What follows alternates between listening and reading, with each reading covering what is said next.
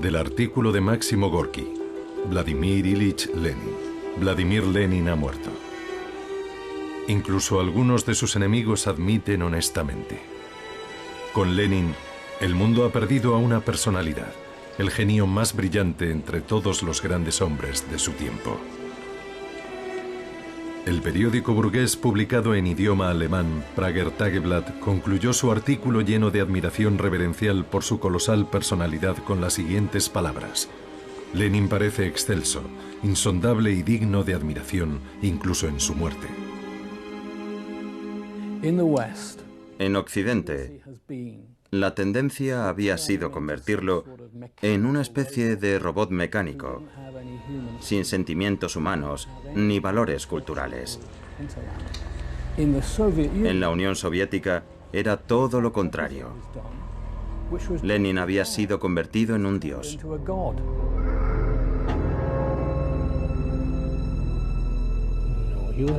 Era un revolucionario poseído por una idea, llevar a cabo una revuelta social. El precio a pagar no importaba, era un fanático.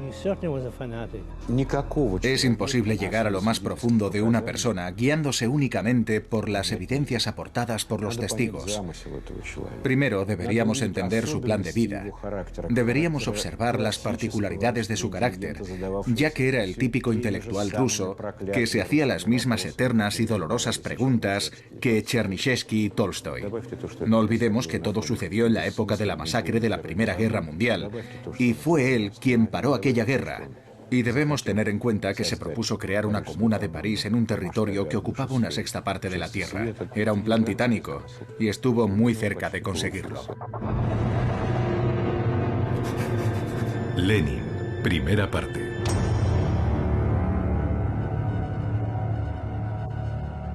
La noche del 25 de octubre de 1917, las patrullas recorrían las calles de Petrogrado. El buque de guerra Aurora avanzaba a contracorriente por el río Neva. Aunque el levantamiento de los bolcheviques estaba llegando a su fin, aún no se había efectuado un solo disparo. El cerebro de la revuelta, Vladimir Lenin, ataviado con una peluca y la mitad de su rostro oculto detrás de un vendaje sucio, se arrastraba astutamente por callejuelas oscuras. Podía haber sido detenido por la policía, con su maquillaje falso, y abatido a disparos allí mismo. Y no habría habido revolución. Una vez en el convento Smolny, cuartel general de la revolución, fue llevado a la habitación número 71. Los pasillos estaban sucios y apestaba a tabaco. A su llegada al convento le esperaban los delegados del segundo congreso de los soviets, preparados para anunciar el cambio de poder en Rusia.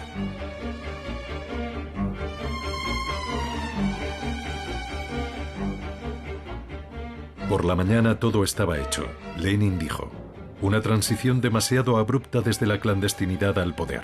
Y luego añadió en alemán: mi cabeza da vueltas. Era un teórico y en realidad nunca había participado en ninguna actividad revolucionaria o en algo parecido. A las 10 de la mañana el Comité Militar Revolucionario emitió el discurso de Lenin a todos los ciudadanos de Rusia. La causa por la que el pueblo ha luchado, la abolición de la propiedad terrateniente, el control de los trabajadores sobre la producción y el establecimiento del poder soviético, se ha conseguido. La dictadura del proletariado había terminado con la vieja máquina del Estado. Entonces comenzó el fiasco de Lenin.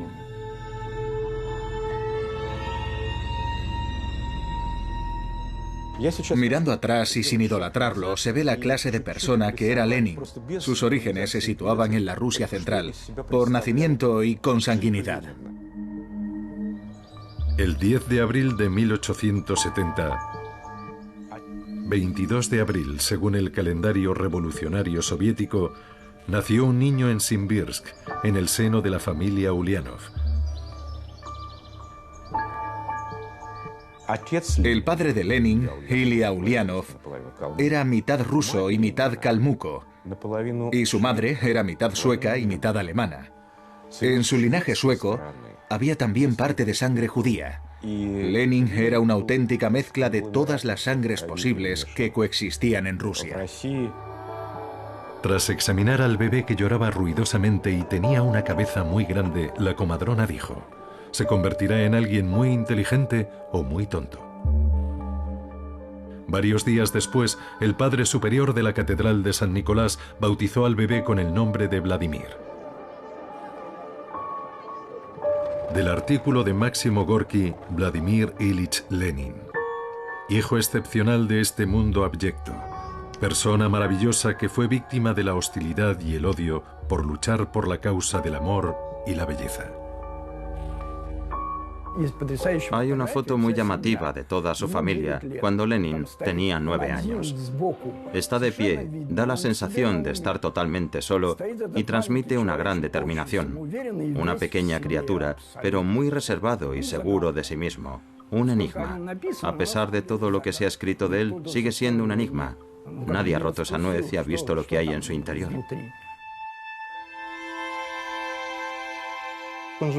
Creció en una familia llena de amor. Su madre los adoraba. Y ellos vivían impregnados de ese cariño incondicional. Y de esa manera y a lo largo del tiempo, se profesaron todos ese amor hasta la edad adulta.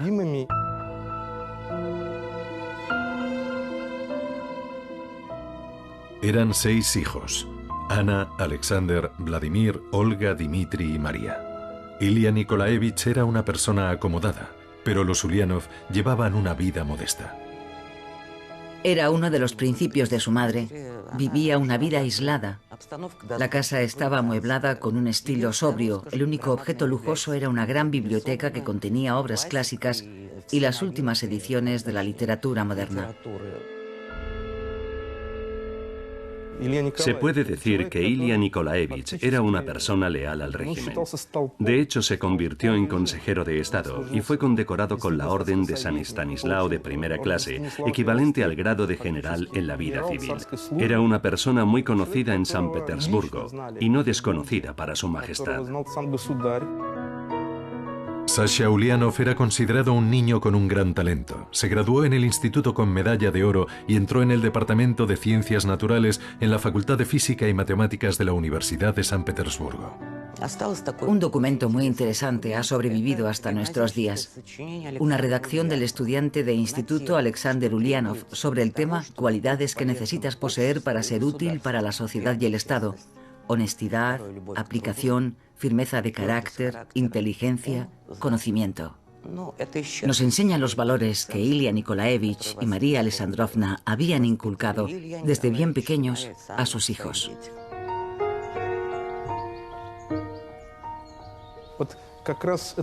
Aquellas cualidades eran también lo que la literatura, la intelectualidad y la propia cultura rusas del siglo XIX fomentaban en la gente destinada a ser la clase dirigente. Estar ante todo por encima de los intereses personales. Y fue aquella misma gente quien, paradójicamente, demostró una crueldad absoluta en sus comportamientos y en su ejecutoria política. Aquella gente espiritual se convirtió en la columna vertebral del movimiento revolucionario. Con esa actitud desafiante destruyeron la llamada Rusia del cristianismo. Lenin constituía la quinta esencia de aquel proceso. Volodia tenía 16 años cuando su padre murió de una apoplejía. La vida tranquila de la familia pasó a formar parte del pasado para siempre. Mientras su padre vivía, no tenemos noticias de que los hijos tuvieran el menor sentimiento revolucionario. Pero desde el momento en que murió, abiertamente y sin ceremonias, Alexander, el hermano mayor de Volodia, un joven muy inteligente con un futuro brillante como científico, fundó una facción terrorista en San Petersburgo. Vendió su medalla de oro del instituto, compró explosivos y fabricó una bomba con sus propias manos, con la intención de asesinar a Alejandro III el 1 de marzo, el aniversario del asesinato de Alejandro II.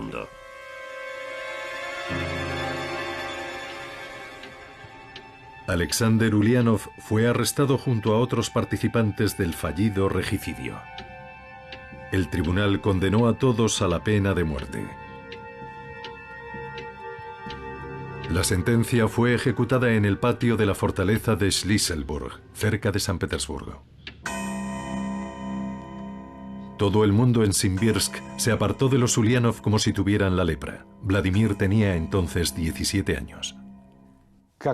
¿Qué efecto pudo producir aquello en un muchacho que adoraba a su hermano mayor?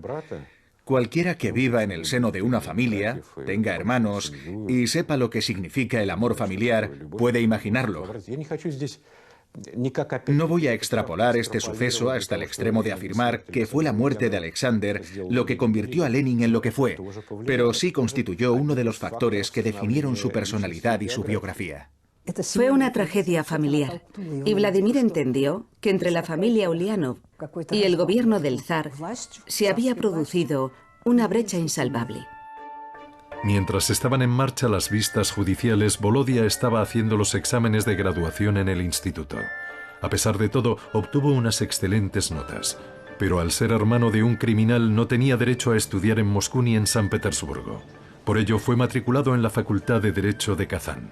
3 meses más tarde fue expulsado por participar en manifestaciones estudiantiles. Las ideas socialistas y el espíritu revolucionario que él acogió representaban el espíritu de la época, y era normal que un joven estudiante los admirase. Era un representante típico de lo que se conoce como la juventud iluminada rusa de la década de 1880. Protestaban contra las tradiciones, contra el poder imperialista, contra el zarismo. Tenían la convicción de que era humillante para Rusia vivir bajo una autocracia que se había convertido en algo obsoleto.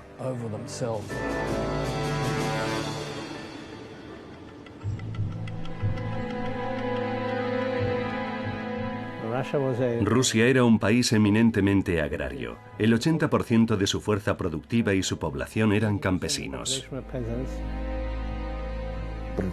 Existía el proletariado, pero solo en algunas ciudades y en escaso número. La mayor parte eran jornaleros. El capitalismo estaba ya asentado en Rusia, pero era un capitalismo sin industria. Había, utilizando el lenguaje moderno, solo instalaciones de montaje o que fabricaban unidades separadas. Rusia no podía llevar a cabo el ciclo completo, ni tampoco se le habría permitido, porque el país no tenía un sistema financiero propio. No había banco central. Los primeros bancos aparecieron en Rusia a mediados del siglo XIX. Solo había bancos británicos y alemanes. Por eso cualquier especulación en cuanto a que Rusia estaba ganando rápidamente impulso económico era sencillamente mentira. Conviene recordar que en el siglo XIX, una de las manifestaciones del darwinismo social era la idea de que al trabajador había que exprimirlo mientras soportara el sufrimiento. La duración de la jornada laboral la determinaba el momento en que los trabajadores empezaban a desfallecer. La crueldad del hombre hacia el hombre había sido ya denunciada por Dickens, Balzac y Shakespeare. Chernyshevsky y Thomas More habían escrito también sobre ello. Ninguno de los escritores humanistas había apoyado el capitalismo. Aunque la explotación del hombre por el hombre era repudiada, un trabajador no era considerado un ser humano. En Inglaterra, la situación de explotación era de auténtica pesadilla. Los niños trabajaban desde los 8 años y a los 15 ya no podían seguir trabajando porque sencillamente estaban exhaustos. A diferencia de Inglaterra, con su ética protestante, aquella situación era imposible en la Rusia ortodoxa, aunque las condiciones eran también lamentables, cuando no penosas. La cruel situación mundial provocó la aparición del marxismo. El marxismo sostenía que los trabajadores y sus patronos no llegarían nunca a un entendimiento. El filósofo y economista alemán Karl Marx llevó a cabo un análisis crítico del capitalismo y formuló la teoría de la lucha de clases. Su libro El Capital fue traducido al ruso y publicado en Rusia antes del nacimiento de Vladimir Ulianov. Se convirtió en la Biblia de muchos socialistas que expresaron su interés por el naciente proletariado. Esta sociedad es injusta y ninguna reforma puede ayudar a corregir los defectos del propio modelo. Por eso la revolución es tan necesaria.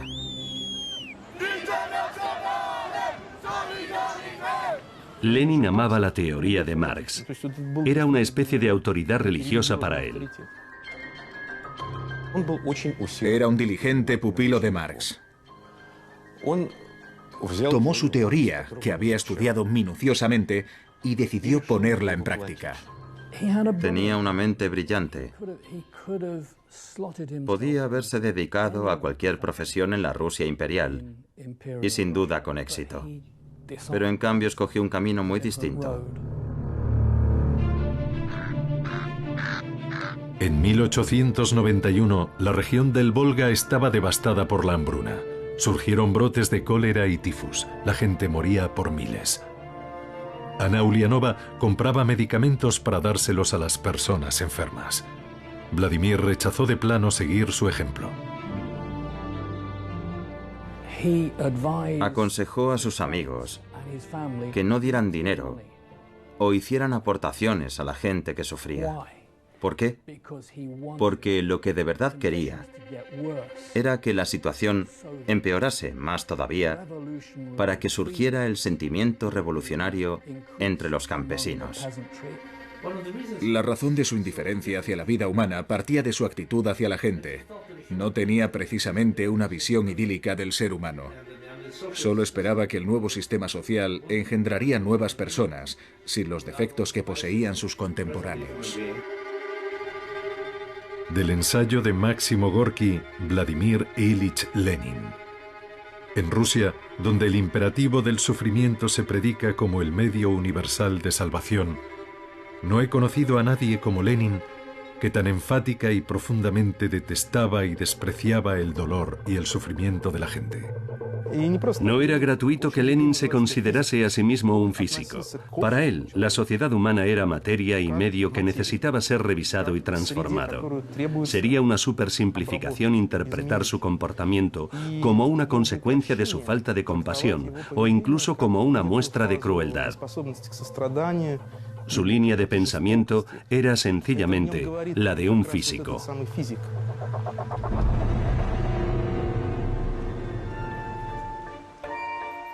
En 1893, Vladimir se trasladó a San Petersburgo. Alquiló un apartamento para tener su propia intimidad.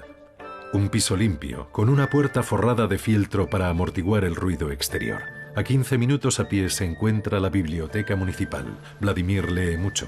Le interesan los problemas de la economía e intenta escribir su propio material analítico. Había leído una cantidad innumerable de libros. Su comprensión de los textos era realmente asombrosa. 5 volúmenes de datos estadísticos o algunos gráficos en alemán. En fin, el material que cualquier persona normal habría encontrado aburrido. Pero a él le encantaba todo lo relacionado con los números. Como un matemático, veía a las personas a través de números y estadísticas. En el silencio de su habitación, Ulianov creaba un mundo nuevo que surgiría sobre las viejas y decrépitas ruinas. Yo no diría que producía la impresión de tener una fuerte personalidad, y casi nadie habría vaticinado que llegaría a ser el gran Lenin, que terminaría convirtiéndose en el líder de la revolución. Su amigo Alexander Potresov recordaba: era joven solo según indicaba su pasaporte. Aparentaba entre 35 y 40 años. Rostro serio, cabeza calva, barba pelirroja, voz ronca. No parecía un joven. No en vano le llamaban viejo en la célula del futuro partido. Solíamos decir en broma que a lo mejor Lenin era calvo y viejo incluso en su infancia. Primero fue arrestado por participar en una reunión de la comunidad de estudiantes, un incidente sin mayor importancia. Su segundo arresto fue por repartir propaganda entre trabajadores de San Petersburgo. Entonces solo fue condenado a 1 año de cárcel.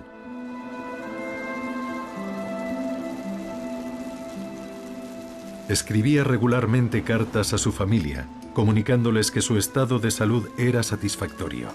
y que debían traerle diariamente agua mineral para su delicado estómago. El propio Ulianov dormía 9 horas al día. Podía trabajar en la biblioteca de la cárcel y casi terminó su Desarrollo del capitalismo en Rusia. Incluso bromeaba con que prefería continuar en la cárcel un tiempo más. En una ocasión, por una ventana del pasillo de la cárcel, vio un tramo de acera de la calle Spalernaya. A ese lugar acudiría Nadenka más tarde para que Volodia pudiera verla. Nadenka es profesora y enseña a los trabajadores a leer, escribir y marxismo. Volodia se había enamorado de aquella chica alta y seria de cara pálida, totalmente comprometida con la causa de la revolución. Se habían conocido accidentalmente durante la Semana de la Mantequilla, en una reunión de marxistas. Comieron blinis y charlaron sobre el futuro de Rusia. Cuando fue puesto en libertad, Ulianov fue desterrado a Shushenskoye, un pueblo de Siberia. Allí lo seguiría su novia. Ella fue también condenada por su actividad revolucionaria. En julio de 1898, el sacerdote de la iglesia de San Pablo en Shushenskoye ofreció el sacramento. El siervo de Dios Vladimir queda prometido con Nadezhda. Una empleada local y el dueño de una tienda fueron la madrina y el padrino.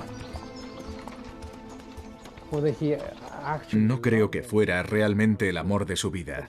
Aunque Lenin estaba unido a ella, la trataba bien y era un buen marido. Cuando se marchó de visita a Krasnoyarsk, dejando a Nadenka sola en casa, arregló la puerta de la entrada con una cegueta para que pudiera quedar bien cerrada. Había enseñado a Nadenka a manejar el revólver, por si un ladrón entraba en la casa. Le preguntó qué blusa le gustaría tener. En el ámbito familiar, era un hombre bondadoso. Por supuesto, amaba a Nadi, pero era algo más que el amor de un marido a su esposa. Formaban un auténtico bloque. Eran un solo yo. Y Nadia le servía con auténtica abnegación. Toda su vida estuvo cimentada en los cuidados que le profesaron las mujeres. Primero su madre y luego Nadia Krupskaya. La madre de Nadia los acompañó en el destierro. Cocinaba para que él pudiese trabajar y Nadenka también le ayudaba en sus asuntos. Indudablemente las mujeres desempeñaron un papel importante en su vida. A Lenin le gustaban las mujeres, no era indiferente a ellas, y ellas tampoco eran indiferentes hacia su persona. Pero su verdadera pasión no eran las mujeres, su pasión era la revolución. Durante su destierro, Ulianov escribió más de 30 artículos. Todo el mundo leía ávidamente y opinaba sobre aquel desconocido autor marxista. Tenía 30 años cuando se marchó a Occidente. ¿Por qué lo hizo? Aspiraba a convertirse en el socialista más destacado a las puertas del nuevo siglo. Quería ser el Marx del siglo XX. Vladimir Ulianov llegó a la ciudad de Zúrich, donde vivía como inmigrante el principal y más autoritario líder marxista ruso, Georgi Plejanov. Ulianov le enseñó su proyecto del periódico Iskra. Su objetivo principal era coordinar las actividades de todos los socialdemócratas en Rusia. Plejanov apoyó el proyecto con la intención de convertirse en redactor jefe, pero pronto tuvo que aceptar el hecho de que Vladimir Ulianov se convirtiera en la figura principal del influyente periódico. El primer paso para pasar de ser un marxista de base a líder del proletariado mundial estaba dado. La mayoría de la gente lo consideraba un personaje desagradable porque era demasiado categórico. En cuanto alguien mostraba el menor desacuerdo con él, fruncía el ceño. Era incapaz de compartir el punto de vista de los demás. Solo aceptaba su propia opinión. La gente le tenía poca simpatía. Era duro y tajante. Hay muchos testimonios escritos de inmigrantes que comentan la impresión que les produjo. Desagradable en el trato. Lenin no tenía amigos íntimos. Anteponía la resolución de los problemas a cualquier otra cosa. Lo personal quedaba siempre en un segundo lugar.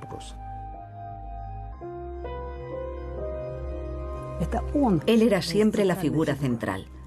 De hecho, no confiaba en nadie. Solo recurría a la gente cuando necesitaba ayuda. Cuando su esposa cumplió su destierro, Vladimir la convocó en Zúrich, pero nadie fue a buscarla a la estación. Tampoco lo encontró en las señas que éste le indicaba en sus cartas. Resulta que había cambiado de dirección y había olvidado comunicárselo. Finalmente Nadia encontró a su marido. Krupskaya se hizo cargo de toda la correspondencia del periódico Iskra, La Chispa, y del cifrado de las cartas de su marido. Apenas había tiempo para ocuparse de su relación. Tenían demasiado trabajo. Nadia era su mayor apoyo. Era una persona a la que podía encomendar cualquier trabajo. Y tenía tanta fe en él que le infundía una enorme seguridad en sí mismo. Eso significa mucho para un hombre. En algún momento entre 1902 y 1903, Lenin y Nadia se trasladaron a Londres. Por miedo a una conspiración, vivían allí bajo nombres supuestos. En su tiempo libre, salían a la campiña inglesa y asistían a una iglesia socialista donde una vez oyeron a un pastor orar por el éxodo de los trabajadores del reino del capitalismo hacia el reino del comunismo. Y de vez en cuando visitaban la tumba de Karl Marx. Lenin pasaba la mayor parte del tiempo trabajando en su escritorio o en la biblioteca del Museo Británico. En febrero de 1902, la aparición de su nuevo libro ¿Qué hacer? Constituyó todo un bombazo. El libro iba firmado con el seudónimo Lenin. Su vida estaba dedicada por completo al pensamiento. Antes que otros contemporáneos suyos, vio la importancia de contar con un partido político. No era simplemente un lugar para cotillear por donde ves la vida pasar. Era un lugar donde podías conseguir cosas concretas. Desde ese punto de vista, era una persona muy avanzada. Fue el primero en Rusia que expuso la idea de manera contundente y categórica. Solamente el proletariado podría destruir el sistema existente. Pero esa tarea titánica solo podría encomendarse a gente con determinación y debería hacerse siempre bajo la dirección de revolucionarios profesionales. En julio de 1903, en Londres, 43 delegados asistieron al segundo congreso del Partido Obrero Socialdemócrata de Rusia. Al primer congreso celebrado en Minsk habían asistido solo 9 delegados y todos habían sido detenidos. Entonces el partido no llegó a fundarse. Esta vez los marxistas se reunieron en la calle de Southgate Road, en una capilla cuyo pastor era un devoto socialista. Pero se sintieron incómodos en aquel ambiente religioso y decidieron trasladar sus sesiones al Club Comunista de la calle Charlotte. Las autoridades británicas pensaron, esta gente no supone ninguna amenaza para los intereses británicos. Y la policía consideró totalmente innecesario impedir los actos. Finalmente, en Londres se fundó el Partido Socialdemócrata con su propio estatuto y programa revolucionario. Sus principales objetivos eran la lucha en pro de la dictadura del proletariado, el derrocamiento de la autocracia zarista en Rusia, la implantación de una república democrática, la instauración de la jornada de trabajo de 8 horas y la confiscación de los latifundios a los terratenientes para restituir las tierras a los campesinos. Sobre estas cuestiones, la postura de los revolucionarios fue unánime. La controversia surgió cuando se trató la cuestión del consejo editorial de Iskra. Lo que estaba en juego era el liderazgo del partido. Todos estaban dispuestos a luchar por el poder. Lenin sugirió que en lugar de 6, el consejo estuviese formado por solo 3. Plejánov, Martov y él mismo a expensas de Potresov, Sasulich y Axelrod. Al final, la mayoría de los delegados, de ahí el nombre de bolcheviques, que significa mayoría, votaron a favor del proyecto de Lenin. Después de aquello, Potresov nunca le perdonaría a Lenin el haber roto de aquella manera traumática todos los acuerdos anteriores al Congreso. De hecho, a Lenin no le gustaban las intrigas. Era un calmuco demasiado franco y directo para andar urdiendo conspiraciones en contra de nadie. Prefería hablar sin dobleces. Aunque parecía un ratón de biblioteca, por las horas que pasaba enfrascado en los libros, era también pero que muy capaz de jurar como un soldado. Había algo más que rebelde en él. La tensión nerviosa tuvo un efecto nocivo en su salud. De ahí sus migrañas, el insomnio y la neurastenia. Para entonces Lenin ya se había trasladado a Suiza. Vivía en Ginebra, en el número 10 de la calle Chemin du Foyer. Después de mucho insistirle, Lenin aceptó visitar a un médico. Volvió a casa sombrío. Cuando nadie le preguntó por su diagnóstico, respondió secamente: el cerebro. El doctor le recomendó la necesidad de aliviar durante un tiempo la tensión a la que estaba sometido, pero nunca siguió sus recomendaciones. Seguía trabajando en la biblioteca, escribiendo artículos, todo tipo de notas y cientos de cartas a diario. Estaba convencido de que se podía dirigir la labor del partido en Rusia a distancia. Cuando la correspondencia estaba lista, Lenin la llevaba personalmente en bicicleta hasta la oficina de correos. Los mensajes más importantes eran transmitidos de forma oral o viajaban ocultos en maletas con doble fondo. Todo lo de valor era transportado por los mensajeros que cruzaban la frontera tanto legal como ilegalmente. Vivía en un estado de asedio constante, siempre en peligro de ser arrestado o deportado de un país a otro, obligado a reunir continuamente a la gente. La familia de Volodia trabajó muy duro para sostenerlo. El primer equipo de Iskra lo formó con sus parientes más cercanos, sus hermanas y sus esposos. Necesitaba aparentar que contaba con gente en el partido para no parecer un simple socialista ruso aislado. En realidad quería aparecer como alguien que representara cierto poder. Había otros socialistas que vivían en Rusia. Ellos se encargaban allí del trabajo clandestino. Él habría continuado gustoso su trabajo en las bibliotecas suizas, escribiendo, aprendiendo y estudiando. Suelo visitar la sala de lectura de la Biblioteca de Ginebra y allí siempre pregunto por el lugar donde se sentaba Lenin. Después de vivir en Ginebra durante años, leyendo los libros de la biblioteca, todavía conservan su tarjeta de lectura. La intoxicación de los libros fue una tragedia para la intelectualidad rusa de los siglos XIX y XX. Lenin vivía prácticamente en el mundo de los conceptos, no sentía la vida real. Mientras tanto, la población rusa hervía de indignación. Muchos partidos políticos pretendían derrocar a la monarquía. Los revolucionarios sociales organizaban ataques contra los altos funcionarios. Y los campesinos estaban furiosos por no haber recibido las tierras después de la abolición de la servidumbre. Hubo una reforma en 1861 en virtud de la cual algunas tierras fueron entregadas a los campesinos, pero no todas. Algunos campesinos se vieron obligados a hacer pagos de amortización. Debían pagar por la tierra durante un periodo de 50 años. De hecho, la revolución de 1905 fue principalmente una revolución contra esas amortizaciones.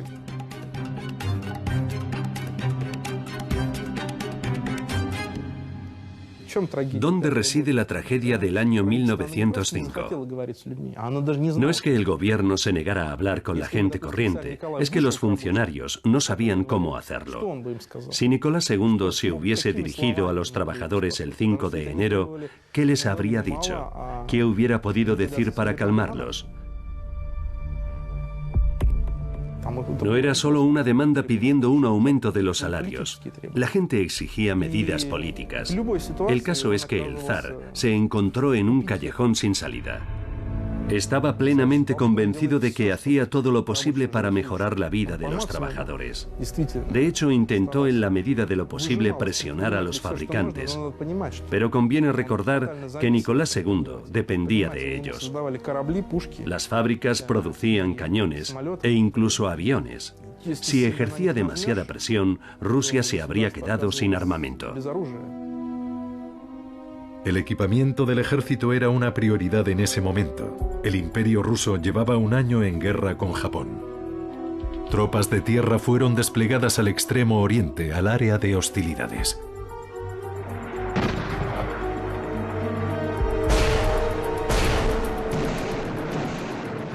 Si no hubiera mediado una revolución, Rusia probablemente habría ganado la guerra contra Japón. Por eso la revolución fue intensamente apoyada por los servicios secretos japoneses y por muchos otros. Por otra parte, si no hubiese habido guerra ruso-japonesa, la revolución de 1905 habría sido ahogada aún más rápidamente. En la mañana del 11 de enero de 1905, Lenin se enteró por los periódicos de los acontecimientos del Domingo Sangriento en San Petersburgo. Esta noticia lo llevó a un estado de enorme excitación. Ahora nada podía detener ya la revolución. Y Lenin se sentó a escribir sus artículos en los que llamaba a los trabajadores rusos a iniciar una revuelta armada. Es una extraña paradoja. Lenin anhelaba la revolución y escribía mucho sobre ella, pero de alguna manera las revoluciones siempre estallaban en su ausencia y, sin embargo, no se apresuró a trasladarse a Rusia de inmediato. Hubo otros que sí lo hicieron, pero él permaneció esperando. Creo que hay dos facetas en Lenin bien diferenciadas. Lenin, el visionario, el que deseaba construir un nuevo mundo, y Lenin, el terrorista secreto. Todo ello en una sola persona. Era un ser humano excepcional. Y era también, por qué no decirlo, muy peligroso. Finalmente, en noviembre, Lenin viajó a Rusia. Allí comenzó a persuadir a los bolcheviques de que había llegado el momento de atraer hacia el partido a los jóvenes marxistas radicales. Y ello a pesar de que en Suiza poco tiempo antes había presionado y defendido con vehemencia lo contrario. Lo que necesitamos es la máxima energía, escribió Lenin en su discurso ante el Comité de Lucha Revolucionario. Estoy sumamente sorprendido al ver que las bombas han estado en la agenda durante 6 meses y sin embargo todavía no se ha fabricado ninguna. Era un llamamiento al terror de masas. Grupos de trabajadores y estudiantes debían atacar al Estado zarista. Ese es uno de los motivos por los cuales el comportamiento de los líderes revolucionarios, desde una perspectiva humanista, por ejemplo, nos parece anormal y cruel. Pero ellos tenían su famosa consigna: sacrificarlo todo en aras de un futuro feliz, en aras de un mundo más justo.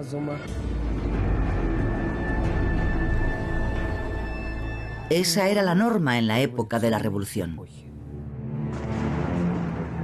A principios de diciembre, los disturbios callejeros estallaron en las calles de Moscú. Pequeñas unidades de combate se movían por la ciudad actuando como una guerra de guerrillas. Iban comandados por luchadores experimentados del Partido Socialista Revolucionario que practicaban el terror como medio de lucha. Durante varios días, la ciudad quedó sumida en el caos, con robos, saqueos y persecuciones. Se instaura la justicia por medios totalmente injustos. Se instaura la igualdad a través de una profunda desigualdad, y me refiero a la desigualdad social. Se instaura el amor a través del odio ignominioso. Y la sociedad resultante no nace en un ambiente soleado, sino en su faceta más sombría. En diciembre, la policía y el ejército necesitaron 10 días para ahogar la revuelta e instaurar algo parecido al orden público. Después de aquello, la revolución se apaciguó, pero las manifestaciones se siguieron sucediendo aquí y allá hasta 1907. 9.000 personas fueron víctimas del terror revolucionario. Por parte del gobierno zarista, los tribunales condenaron a muerte a 3.574 personas. El Partido Obrero Socialdemócrata de Rusia fue sometido a una dura represión y sufrió grandes pérdidas en la Revolución de 1905. Al final cayó en decadencia. El asalto al poder era inviable en 1905 o 1906. Se necesitaban condiciones excepcionales de lucha social para tener así al menos la oportunidad de alcanzarlo. Lenin y Nadia tuvieron que emigrar a París, ciudad que desagradó especialmente a Lenin y a la que calificó de agujero inmundo. No obstante, fue a París donde los emigrantes revolucionarios acudieron en tropel. En 1992 fui a visitar el apartamento de Lenin en la calle Marie-Rose. Los comunistas franceses me permitieron verlo. En el dormitorio vi 2 camas estrechas de hierro. Me quedé atónito. Vivía con muchas más comodidades que la mayoría de los revolucionarios en Londres, París o Ginebra, porque procedía de una familia burguesa. Nunca pasó hambre. Siempre llevaba un traje de 3 piezas y un par de botas de calidad. También utilizó recursos de la tesorería del partido, ya que nunca obtuvo mucho dinero con sus publicaciones. Su madre también le ayudó económicamente. Recibía una pensión del imperio por su marido.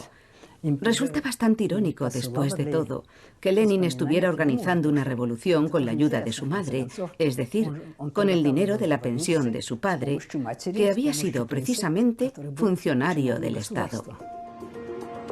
El 26 de noviembre de 1911 en París se produjo un hecho luctuoso en el seno de una importante familia revolucionaria. La hija de Marx, Laura, y su marido Paul Lafargue se suicidaron. Al enterarse, Lenin le dijo a Nadia, si uno no puede ser ya de ninguna utilidad al partido, debería morir como ellos. Durante el funeral, Lenin pronunció un discurso. Y fue allí en el propio cementerio donde conoció a Inesa. Él tenía 41 años, ella 35. Era una mujer emancipada, muy adelantada para su época. Y desde luego actuaba como tal. Inesa Armand era de ascendencia francesa. A la edad de 15 años su familia se trasladó a Rusia. Había estado casada 2 veces y tenía 5 hijos. Y de repente se sumó a la actividad revolucionaria. Se unió al partido. Por su participación activa en la revolución de 1905, fue desterrada a la región de Archangelsk, pero consiguió evadirse y, provista de documentación falsa, huyó al extranjero. En su apartamento de Bruselas se celebraban reuniones y se ocultaban armas, municiones y literatura subversiva. Inesa llevó a cabo una agitación activa en el extranjero y se convirtió en la confidente de Lenin. No hay duda de que Lenin la amaba. Era su amante, no solo una compañera del partido. Y sus sentimientos eran sinceros. Sin embargo, en las cartas publicadas no se hacía ninguna mención a esa relación. A Lenin no le gustaba hablar de ello, y ella tampoco era probablemente una mujer muy locuaz. En aquellos tiempos no era algo bien visto. Si alguien piensa que una persona que está reconstruyendo el mundo puede ser un mujeriego, se equivoca profundamente. Estamos hablando de un hombre muy especial. Durante toda su vida, Lenin solo tuvo un amor, y ese amor se llamaba la Gran Revolución Rusa.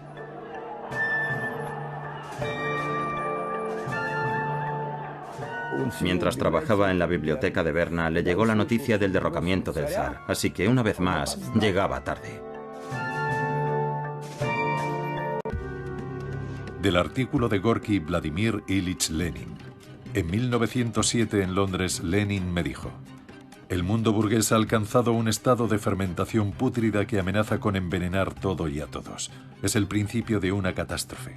Seremos testigos de una guerra en Europa. Será una horrible masacre. El proletariado no tendrá la fuerza suficiente para evitar un baño de sangre. Su sufrimiento será horrible, pero ese es ahora su destino inevitable.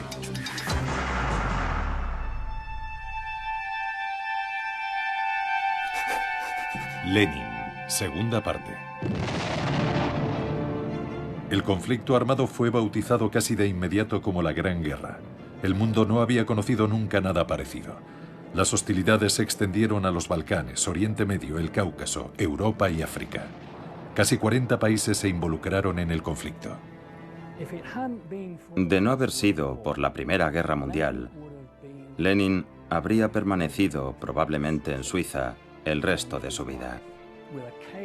Es posible que hubiera visitado ocasionalmente la Biblioteca Británica en Londres y que hubiera pasado sus vacaciones en la costa francesa o en las montañas suizas. Y seguramente también hubiera seguido criticando ferozmente el sistema burgués, pero fue la Primera Guerra Mundial lo que le dio la oportunidad. Se han escrito novelas muy duras sobre la Gran Guerra, como por ejemplo Adiós a las armas de Hemingway o La muerte de un héroe de Aldington.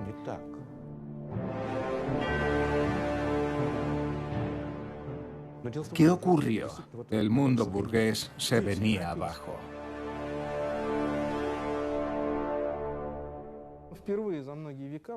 Por primera vez existía la oportunidad de ganar una guerra utilizando máquinas. Alemania pensó que había llegado la hora y podía hacer lo que no había conseguido durante muchos siglos para alcanzar el más alto nivel en las coordenadas políticas mundiales. El avance en la industria metalúrgica fue increíble. Y el país que fuera capaz de reequipar a su ejército en primer lugar podía ganar en cuestión de semanas. La victoria se lograría con la artillería.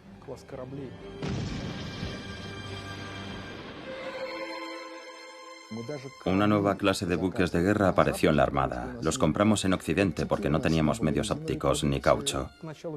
Al principio de la Primera Guerra Mundial éramos el país con la mayor deuda externa. Los empresarios fueron presionados por el Estado y los bancos. Los trabajadores, por su parte, se encontraron doblemente presionados. Aquello tuvo que ver en el impulso del movimiento revolucionario. Lenin creía que era necesaria la derrota de Rusia en la guerra. Se le puede reprochar haber traicionado a su país, es cierto. Él se consideraba un traidor. Pero muchos rusos realmente creían que una persona decente no podía ser leal a este país. El patriotismo era o una evidencia de cretinismo o una prueba de humillación ante el brutal régimen. Y Lenin seguía esa misma línea de pensamiento. La idea de Lenin era mostrar a la gente que había un problema de intereses de clase, no de patriotismo.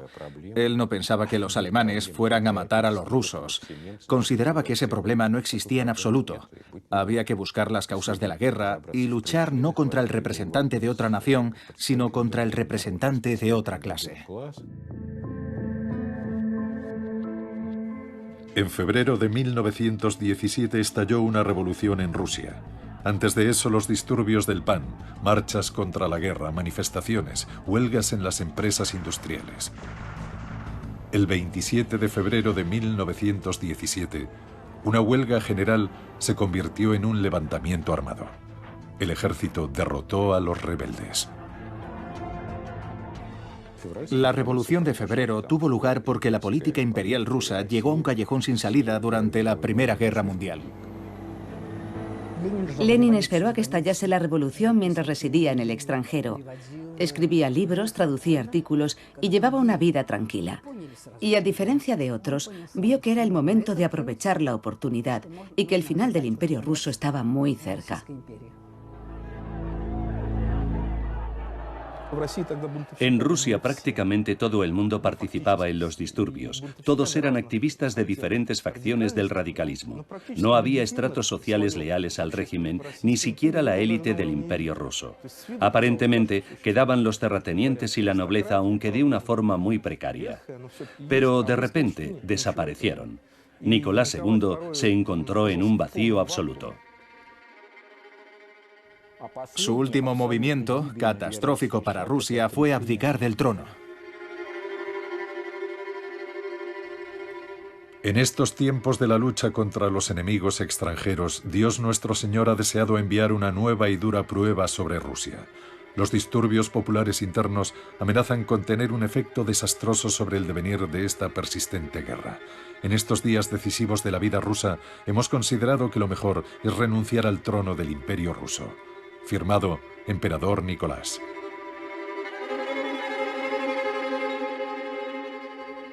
La guerra continuó, la gente no la quería. Petrogrado estaba lleno de desertores mientras los liberales seguían parloteando.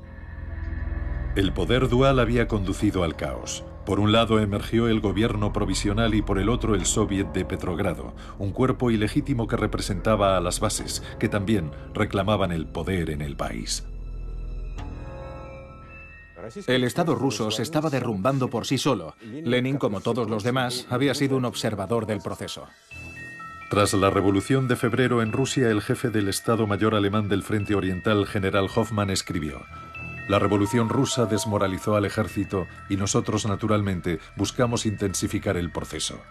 Algunas autoridades civiles que mantienen relaciones con los ciudadanos rusos que viven en Suiza tuvieron la idea de utilizar a algunos de estos ciudadanos para destruir el espíritu combativo del ejército ruso, envenenándolo con ideas antibélicas».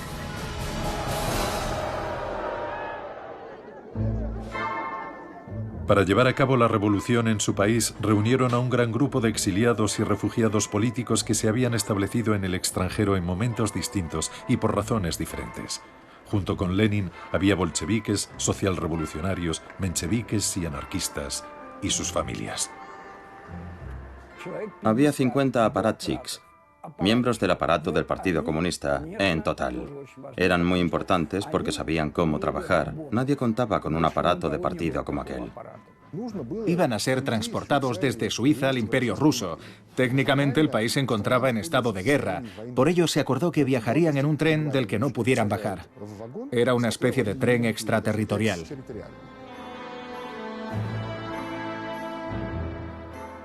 El 9 de abril, un grupo de emigrantes se reunió en la estación de Zúrich. La gente gritaba acusando de traidores a los pasajeros que se disponían a partir y clamaban que serían colgados en Rusia por provocadores. Los pasajeros respondieron cantando la Internacional.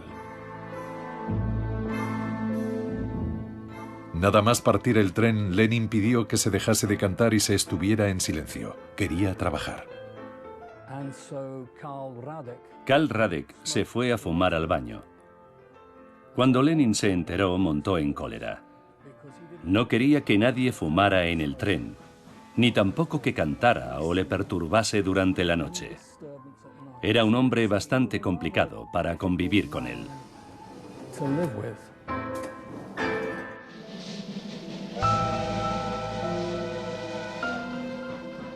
Los revolucionarios viajaron de Suiza a Alemania y entraron en Rusia por la frontera sueco-finlandesa.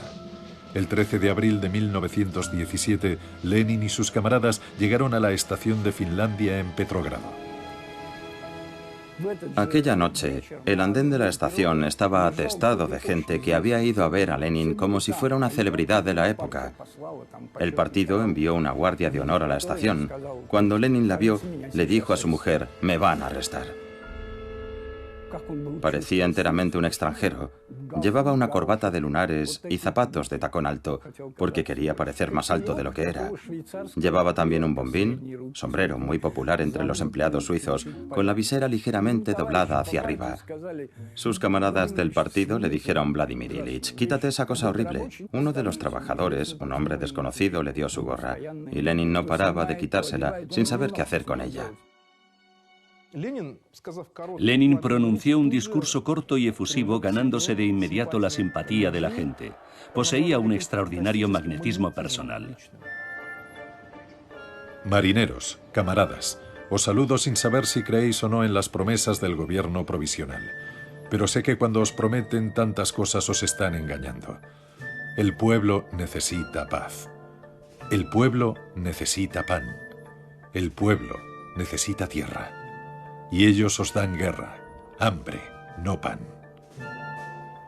Los terratenientes siguen siendo los propietarios de las tierras. No estaba claro hacia dónde ir, a quién creer, qué ocurriría al día siguiente. De manera que cuando aparece un hombre que dice: «Yo sé exactamente lo que hay que hacer, escuchadme y haced lo que yo os diga», bueno, esto proporciona sin duda excelentes resultados. Habéis hecho un gran trabajo. Habéis destronado al zar, pero aún no hemos terminado. Tenéis que golpear mientras el hierro está caliente. ¡Viva la revolución social mundial! Encontró las palabras que le catapultaron al poder. Cuando él proclamó todo el poder para los soviets, los demás decían cosas bonitas, pero sin efecto. Aquella noche habló ante el Comité Central y dijo: «Hagamos la revolución». Le contestaron que acababa de llevarse a cabo. «No, necesitamos hacer otra», replicó. Aunque tenía solo 47 años, pensaron que aquel viejo había vivido demasiado tiempo en Occidente y no entendía nada. Era un loco peligroso y obsoleto, pero tenía el don de la persuasión.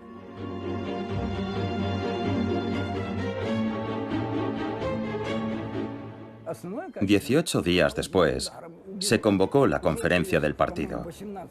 Asistieron 133 delegados regionales, que estaban también lo bastante locos para confirmar: «Sí, necesitamos esa revolución». Su lema, «Dadme un partido de revolucionarios profesionales y transformaremos Rusia», se convirtió en el credo y en el símbolo del bolchevismo. Lo escribió con toda claridad. El partido debe tomar el poder. El partido era él mismo. Quería el poder para llevar a cabo su idea. El partido era su idea. Los miembros del partido bolchevique eran pocos. No había estadísticas exactas en cuanto a la cifra. Muchos trabajadores no pertenecían a ningún partido o eran socialistas. Para atraer adeptos a sus filas, los bolcheviques necesitaban agitadores comprometidos a los que se enviaría por todo el país para pegar folletos y repartir periódicos revolucionarios. Las cuotas del partido no eran suficientes para financiar tales actividades. Era necesario reabastecer la tesorería del partido. Los bolcheviques no dudaron en recolectar dinero de diferentes formas. Su trabajo era lo primero. Y el dinero no olía. Cuando Lenin ya estaba en Rusia, los alemanes continuaron financiándole. Los periódicos del partido se imprimían con su dinero. Él jamás habría podido construir el partido sin el dinero de algunos grandes propietarios que nunca imaginaron que la revolución sería posible. Francia y el Reino Unido dieron dinero abiertamente. El embajador francés, Maurice Paléologue, dio mucho dinero. El partido fue financiado también por banqueros occidentales que lo consideraban una herramienta para debilitar el imperio ruso. No hubo un solo partido, excepto los octubristas, que no recibiera financiación del extranjero. Aquello formaba parte de la lucha política.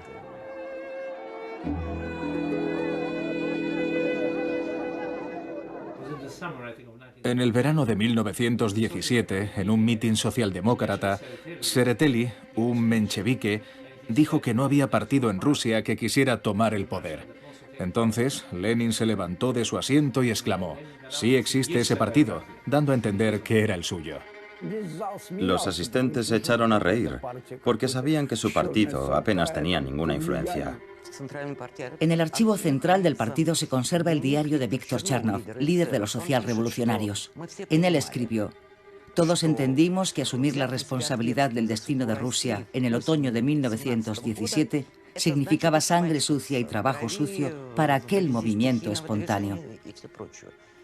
Dejaron vía libre a los bolcheviques y a Lenin con la esperanza de que arreglasen el desaguisado, pero no permanecieran en el poder.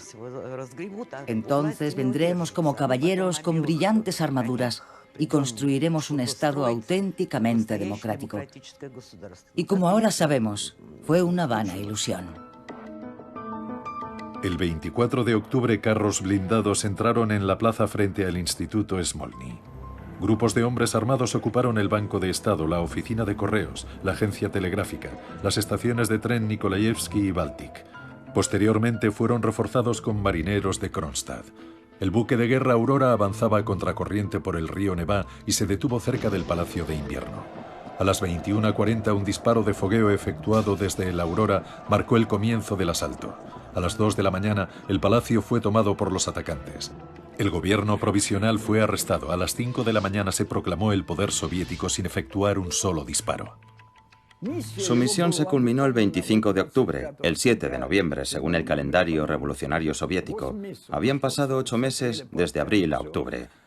La tarea se había llevado a cabo de forma brillante. Será siempre y en todas partes enseñada y estudiada.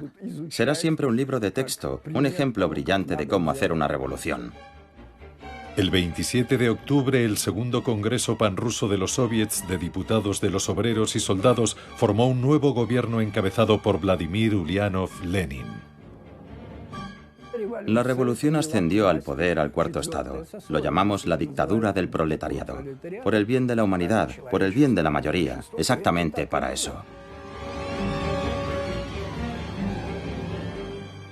2 semanas después del golpe de octubre, el nuevo gobierno emitió el decreto sobre la paz. Los soviéticos ofrecieron a los países en guerra una paz sin anexiones ni indemnizaciones. El decreto sobre la paz y el decreto sobre la tierra fueron aprobados al principio de la Revolución de Octubre. Ambos eran unos documentos con un gran peso específico, que contenían las ideas sobre cómo transformar Rusia. Por los decretos de Lenin, las entrañas de la tierra pertenecían al pueblo, no al Estado. Eran propiedad socialista, es decir, propiedad del pueblo. El decreto sobre la tierra legalizaba la adquisición de las haciendas de los terratenientes por los campesinos. Al conocerse su emisión, los soldados abandonaron el frente y regresaron a sus hogares. Lenin quería cambiar la forma de pensar de la clase trabajadora. No sentía amor por ella. Cuando era estudiante ya sabía que los trabajadores no estaban comprometidos con el socialismo y aquello le disgustaba mucho. La víspera del 25 de octubre, Lenin escribió que se debían crear las condiciones necesarias para que hasta un cocinero estuviera capacitado para gobernar el Estado. Solo podía conseguirse por medio de la educación. Según los datos censales de principios del siglo XX, el 80% de la población era analfabeta. A ese respecto, constituyó un grandioso resultado social. La campaña de alfabetización fue realmente el gran logro del gobierno soviético. El Politburó, liderado por Lenin, estuvo en sesión todo el día. Recibía hasta 600 llamadas abordando diferentes temas.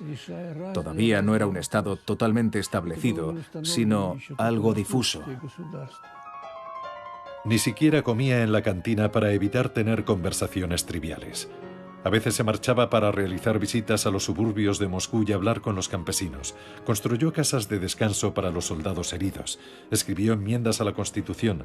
Tradujo sus propios trabajos y solicitó el aumento del número de estudiantes procedentes del proletariado y el campesinado más pobre. Elaboró un proyecto de resolución para los orfanatos. Incluso escribió notas sobre cómo cumplir en el puesto de centinela. La gente era totalmente ignorante. El país era bárbaro y analfabeto. No sabían qué decir, y él les enseñó a decir alto o disparo. Inventó señas y contraseñas. Lo hizo todo. Recuerdo que hay un documento de un agente alemán en el que dice: Lenin está trabajando como nosotros queremos, sigan financiándole. Él no trabajaba para Alemania. Todo lo que hacía lo hacía para él mismo. Servía a la gran idea de la revolución en Rusia. Simplemente resultó que los intereses de Lenin y los de Alemania coincidieron.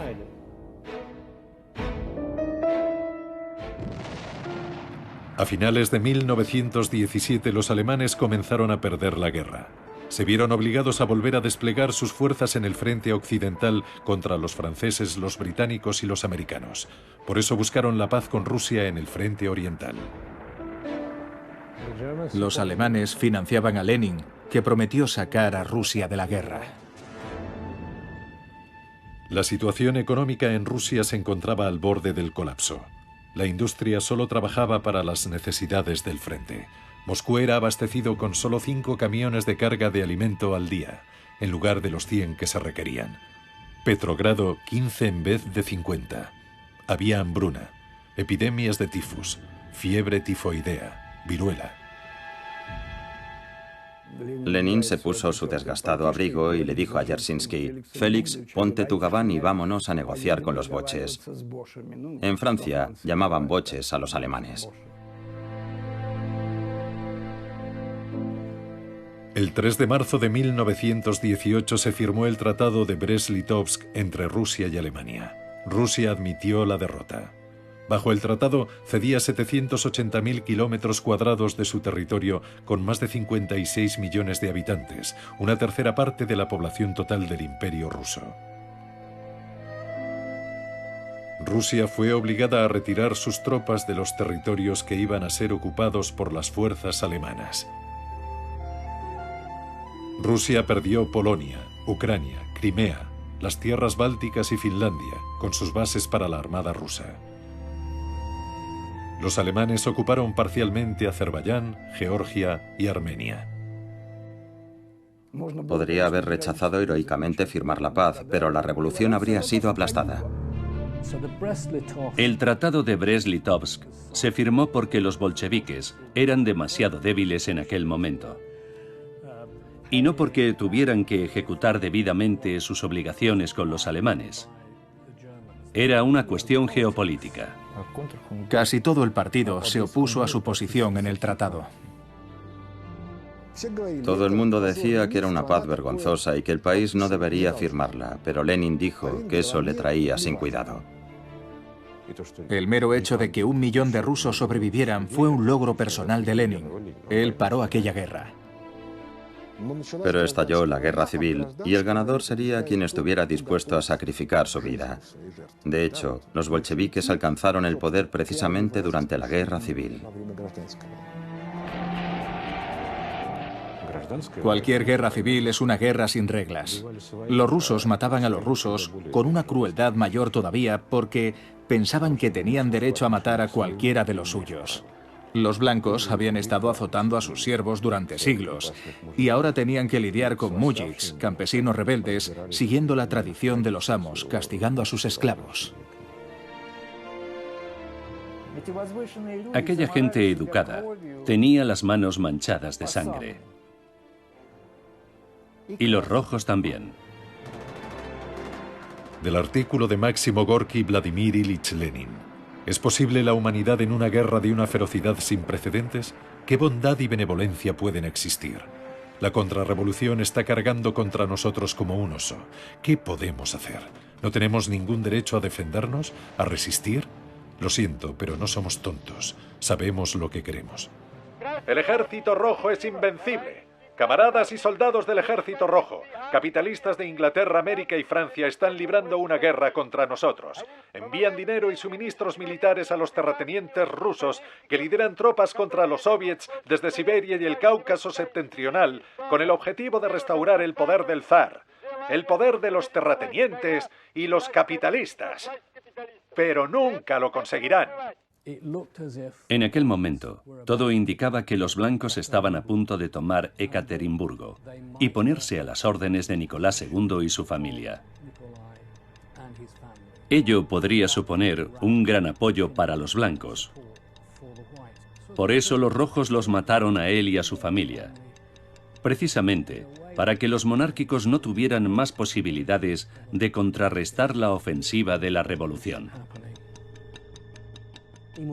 Él necesitaba demostrar que la muerte del zar marcaba el final del pasado. El pasado ha terminado y ya no hay vuelta atrás.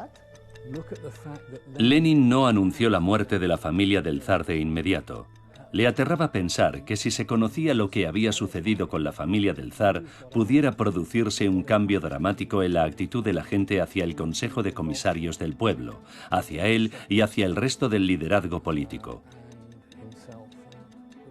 Aunque no hubo una orden escrita, todas las circunstancias ponen de manifiesto que los bolcheviques de Ekaterimburgo habían recibido el plácet de Moscú o alguna otra forma de aprobación.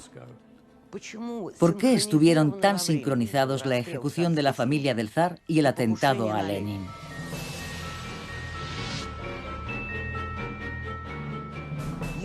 Sabemos que fue la misma gente, por ejemplo, el señor Yurovsky, quien ejecutó a la familia del zar e investigó el atentado a Lenin. 2 balas quedaron alojadas en su cuerpo. Para gran sorpresa de todos, Lenin sobrevivió. Fue un milagro. Las balas permanecieron alojadas en el cuerpo de Lenin nada menos que 2 años. Corría el peligro de sufrir un envenenamiento por plomo. Por eso fue operado de urgencia. Cualquier herida se cierra de forma gradual, así que apareció una cicatriz que estaba produciéndole un evidente estrechamiento en la arteria carótida interna.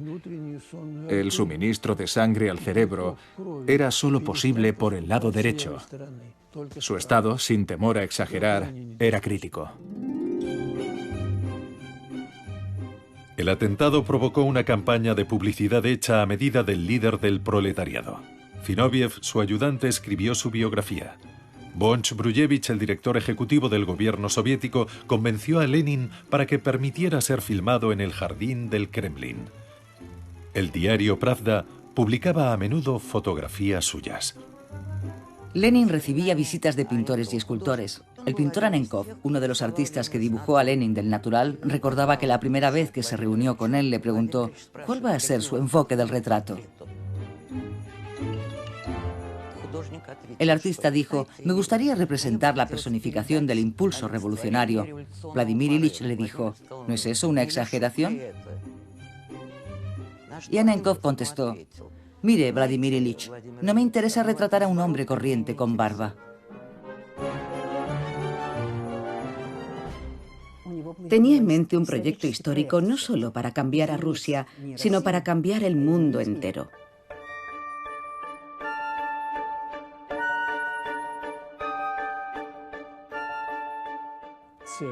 Su plan era desatar una guerra civil en Europa.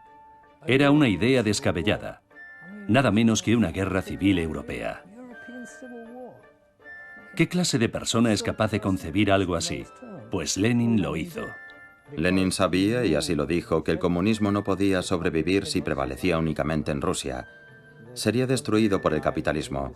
Para sobrevivir, debía extenderse a todo el mundo, y las revoluciones estaban estallando por todo el planeta. El mundo estaba obsesionado con las ideas del leninismo, con las ideas de la justicia social. La Unión Comunista está creciendo en todo el mundo. En varios países el poder del Soviet ya ha triunfado. Pronto veremos la victoria del comunismo en todo el mundo. Seremos testigos de la fundación de la República Socialista Federativa Soviética Mundial. Lenin creó el Comintern, la internacional socialista que englobaba a los partidos comunistas de Alemania, Austria-Hungría, Turquía y China, los países en los que habían tenido lugar revoluciones socialistas. Desde el principio de los tiempos, la gente soñaba con construir un mundo nuevo, un mundo en el que las cosas serían diferentes. Un mundo en el que habría personas nobles que ayudarían a los demás. Gente ilustrada, solidaria y desinteresada. Una nueva generación que no pensaría únicamente en sus intereses personales y tampoco estaría corrompida por la propiedad privada. Sin embargo, muy pronto las ideas de Lenin fueron abandonadas y él mismo fue demonizado. Fue una especie de reacción refleja natural ante el éxito anormal que había tenido en todo el mundo. Inmediatamente se sirvieron de una metodología política mediante la cual, para menospreciar a una autoridad ante las masas, debes hacerle parecer grotesco o vergonzoso. Y así explotaron la cuestión de su origen, es decir, la genealogía de Lenin. Luego plantearon la cuestión del dinero alemán que supuestamente había utilizado para la revolución. Y finalmente empezaron a chismorrear sobre su romance adúltero con Armand. En abril de 1917, Inés Armand viajó con Lenin a Rusia. Una vez en Moscú, se hizo cargo de la jefatura del Consejo de Economía Nacional y de un departamento del Comité Central. Encabezando una misión de la Cruz Roja, viajó a Francia para liberar a los soldados del cuerpo expedicionario ruso de su cautiverio. Fue arrestada por las autoridades francesas y liberada después de que Lenin amenazara con disparar a toda la misión francesa en Moscú. Armand murió de tifus. Durante su funeral celebrado en Moscú, Lenin acompañó al cortejo fúnebre. Tenía el rostro destrozado, caminaba con los ojos cerrados y parecía a punto de desplomarse.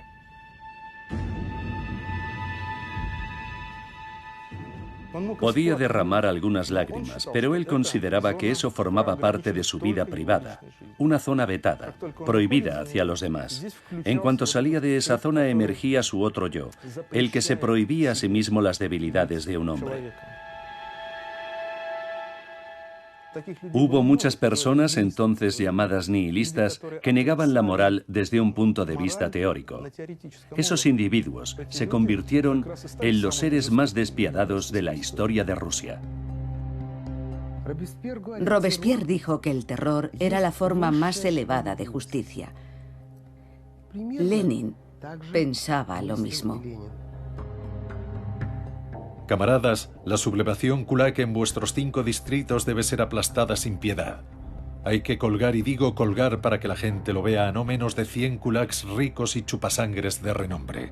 Apoderaos de su grano, identificad a los rehenes. Hacedlo de manera que en muchas leguas a la redonda la gente vea, tiemble y grite. Ahoguemos y estrangulemos a esos kulaks chupasangres. Sinceramente tuyo, Lenin. Emplea para ello a la gente más dura que tengas.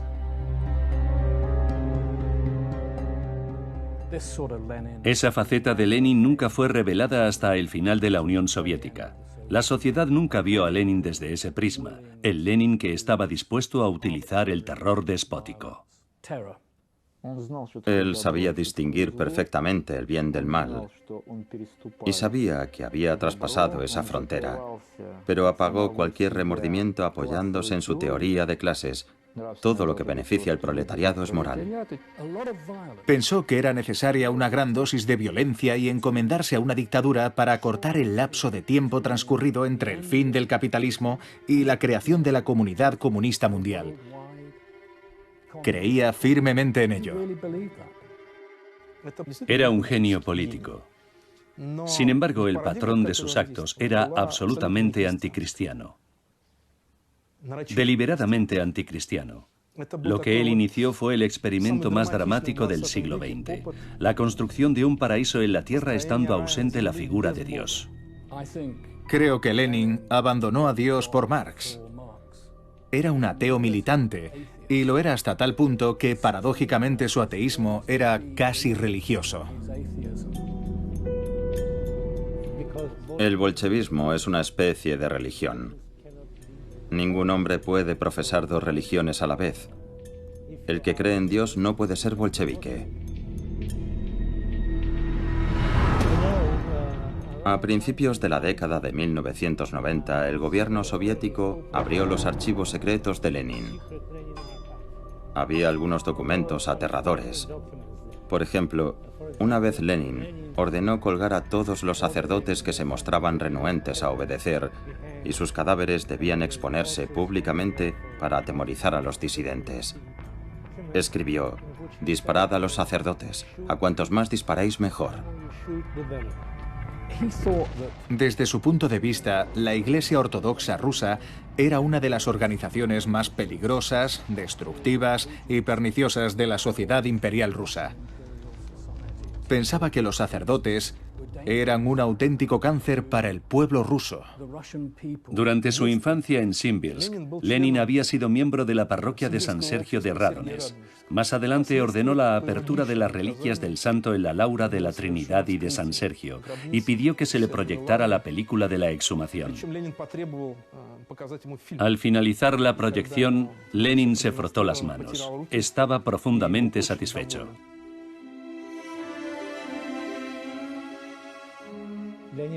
Lenin quería el dinero de la Iglesia, en la medida de lo posible, para llenar las arcas del tesoro.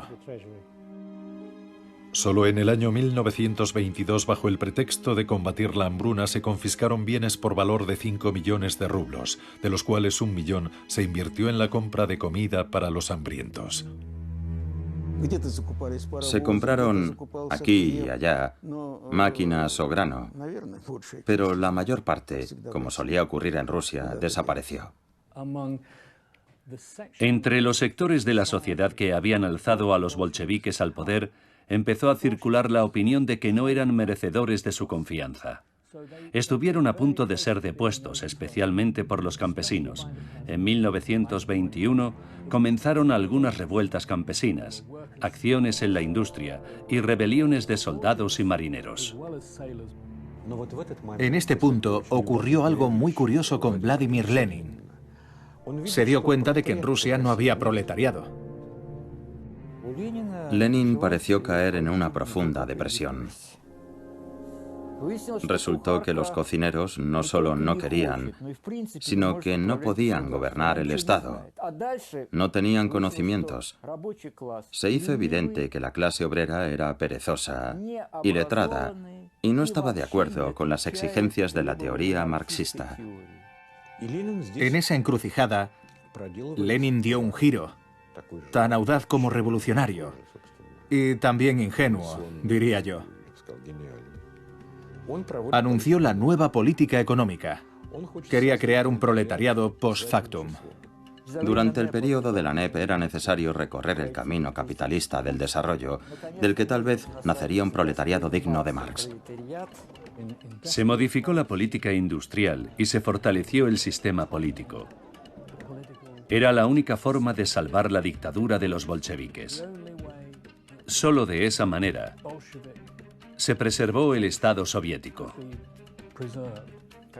Los comercios que habían sido cerrados ofrecían ahora vinos franceses caros y la NEP se convirtió en la base económica para futuras reformas liberales, aunque fuesen hipotéticas. No tenía nada de marxismo, era puro progresismo. Sin Lenin, los bolcheviques difícilmente hubiesen podido introducir esos cambios. La NEP era muy impopular dentro de la élite bolchevique. Lenin enseñó a muchos de ellos que, para alcanzar ciertos objetivos, había que ir siempre en contra de la opinión pública. Como cuando firmó el Tratado de Paz de Brest, anunció la NEP e incluso cuando llevó a cabo la Revolución de Octubre. Siempre fue uno contra todos. Solemos olvidar que estamos hablando de un periodo de apenas 4 o 5 años en la vida de Lenin. Como Sísifo, había empujado una piedra cuesta arriba, dando esperanza a la gente, pero la piedra cayó rodando. Su idea de difundir el comunismo en todo el mundo a través del Comintern, la Internacional Socialista, no tuvo éxito en ningún lugar. Rusia iba a incendiar Europa. Y lo único que consiguió fueron algunos chispazos. Los líderes de la Revolución Alemana fueron asesinados y la Revolución Húngara fracasó. Durante los 2 últimos años de su vida fue consciente de que había fracasado. No había posibilidad alguna de cambiar la naturaleza humana. Se dio cuenta de que ninguno de sus camaradas más cercanos respondía al epítome del hombre nuevo. Estaba decepcionado con todos ellos y con la sociedad en general. Fue una tragedia para él.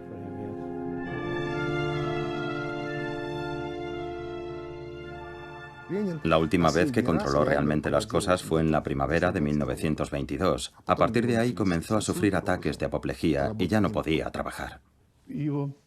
Lo dejaron postrado en la cama y le prohibieron las visitas. Su hemisferio izquierdo estaba deteriorado. El lado derecho de su cuerpo se fue paralizando poco a poco desde las piernas hacia el tronco. Lo único bueno es que su mente permaneció más o menos lúcida. Trató de dictar una serie de artículos y notas, pero esas notas y esos escritos nunca llegaron a sus destinatarios. Fue un sentimiento trágico para él. Durante 2 años, Lenin estuvo sin trabajar. Su secretario personal, Zinoviev, le traicionó. Desvió los asuntos a Stalin, ignorando el hecho de que Lenin seguía vivo. Ambos consideraban a Lenin una especie de material de desecho. Lenin era consciente de que estaba muy enfermo. Le preguntó ansiosamente a sus médicos: ¿perderé el juicio? Temía volverse loco. Eso era muy importante para él. Estaba literalmente destrozado. En el momento de su muerte era un hombre desmoralizado. Una de las pocas expresiones que todavía utilizaba al final de su vida era «Dios santo, Dios santo». Sus médicos lo mencionaban a menudo en sus notas. Tal como recordaron algunos miembros de su cuerpo de seguridad, Lenin permanecía en su mecedora ataviado con una gorra, envuelto en su abrigo de piel, aullando a la luna. Lloraba y gemía, por decirlo de alguna manera.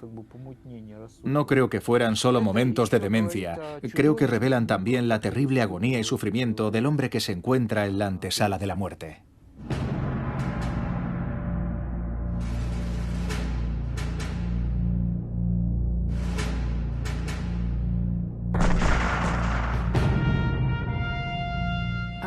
En realidad, los dictadores pueden dejarse llevar por las mismas pasiones que nos dominan a las personas corrientes. Claro que no están locos. Puede que tengan alguna percepción deformada de la realidad, pero no están mentalmente enfermos. Ni mucho menos. Se parecen mucho a nosotros. Por eso son tan peligrosos, porque tenemos muchas cosas en común. Gustave Le Bon, sociólogo experto en psicología de masas, escribió: «Los grandes reformadores del mundo siguen encorvando nuestras espaldas, incluso desde las profundidades de sus tumbas. Debemos comprender que esto se debe principalmente a que han expresado plenamente los intereses de su raza y del tiempo que les ha tocado vivir.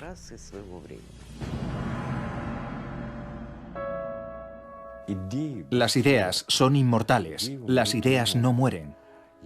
Sus planes, por decirlo con sencillez, se derrumbaron. Todo lo que logró fue radicalmente distorsionado. El camino que eligió para Rusia no se hizo realidad. No obstante, Lenin sigue siendo un símbolo de esperanza para mucha gente pobre del mundo. Demostró que los esfuerzos bien dirigidos pueden cambiar el curso de la historia para la humanidad. Es un personaje único. Su recuerdo permanecerá vivo 1000 años. Es una figura de una escala realmente planetaria. Todos esos gritos para sacar a Lenin de su mausoleo son inútiles. Da igual que lo hagan o no, nadie podrá borrarlo de la historia. Nunca. Allí permanecerá para siempre.